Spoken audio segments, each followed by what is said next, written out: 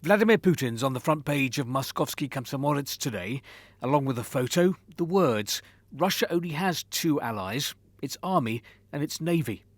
I believe that Tsar Alexander III said that.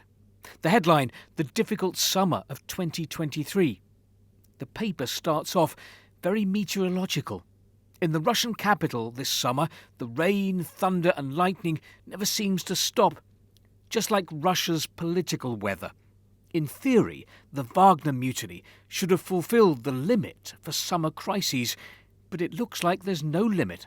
The Russian authorities face several dangerous challenges, any of which could turn into a full-blown foreign policy crisis.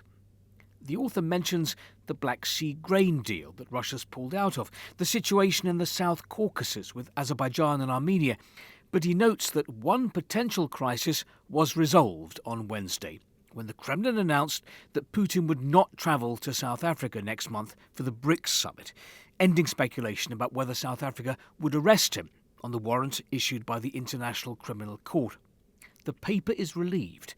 At a time when the country is involved in a fierce military conflict, the Commander-in-Chief should only leave the country if two conditions are met: if there is a definite need for such a trip, and if there is a 100% guarantee that this trip will be safe.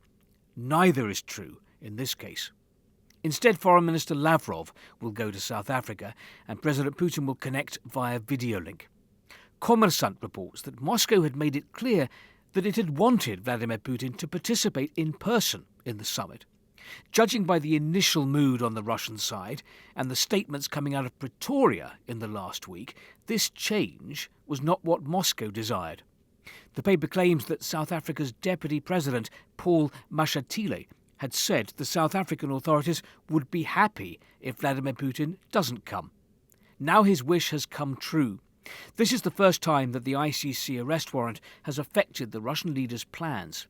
Will it be the last? That's unclear. There'll be another chance to test the power of the warrant next year, when the BRICS summit is due to take place in Brazil.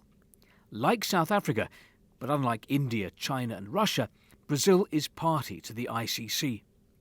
From South Africa to the Spice Girls. The government paper Reshiske Gazeta reports that the famous British girl group will perform at Glastonbury 2023. Glastonbury 2023 was last month, and there was no Spice Girls.